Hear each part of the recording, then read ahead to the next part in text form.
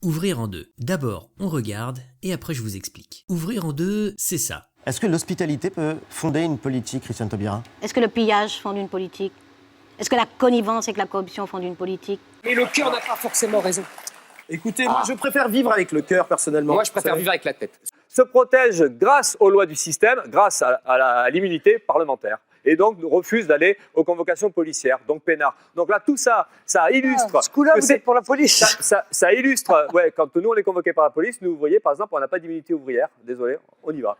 Voilà. Vous avez une chance. Ils veulent travailler, il faut les laisser travailler, et je suis pour la liberté du travail. Ils veulent pas travailler les gens. Du pognon leur suffirait, hein. C'est des conneries. Donc vous l'aurez compris, ouvrir en deux consiste à couper la proposition que vous venez d'entendre Est-ce que l'hospitalité peut fonder une politique, Christiane Taubira? et d'en modifier une des deux parties à votre avantage, selon ce que vous savez du contexte ou de la personne avec qui vous débattez. Est-ce que le pillage fonde une politique? Est-ce que la connivence et que la corruption fondent une politique? Mais le cœur n'a pas forcément raison. Écoutez, moi je préfère vivre avec le cœur personnellement. Moi, je préfère vivre avec la tête. Ce que vous voulez dire, c'est que l'enfer est pavé de bonnes Exactement. Et qui fait l'ange fait la bête. Se protège grâce aux lois du système, grâce à l'immunité parlementaire. Et donc refuse d'aller aux convocations policières, donc peinard. Donc là, tout ça, ça illustre... Ce coup-là, vous êtes pour la police. Ça illustre, ouais, quand nous on est convoqués par la police, nous, vous voyez, par exemple, on n'a pas d'immunité ouvrière. Désolé, on y va. Voilà. Vous avez une chance.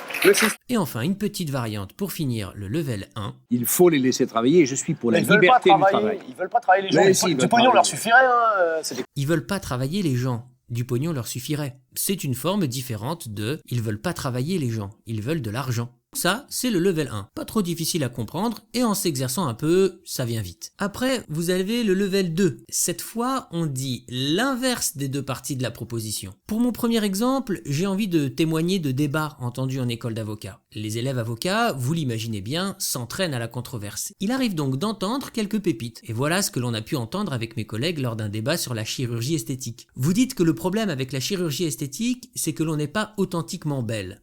Eh bien moi, je préfère être faussement belle que vraiment moche. Voilà une astucieuse manière de faire table rase de tout ce qui vient d'être dit par votre adversaire. Ensuite, la célèbre citation de Churchill face à Nancy Astor illustre également ce type de saillie bien sentie. « Monsieur, si j'étais votre épouse, je mettrais du poison dans votre café. Madame, si j'étais votre mari, je le boirais. » Enfin, finissons en reprenant le débat Sohan face à Jean-Claude Dacier, là où on l'avait laissé. Putain, vous êtes fermé dans un monde qui n'existe pas, c'est ça Mais le oui, problème. mais vous rêvez d'un monde qui n'existera jamais, c'est autre chose. Alors bien sûr, vous ne convaincrez jamais votre interlocuteur avec ce genre de phrase. Mais vous convaincrez éventuellement les spectateurs du débat, ceux qui vous écoutent. Il s'agit ici de dialectique heuristique. Pour ce qui est de convaincre un opposant, c'est bien sûr un autre exercice, et je prévois de vous en faire une petite vidéo. Je vous aime, et à bientôt.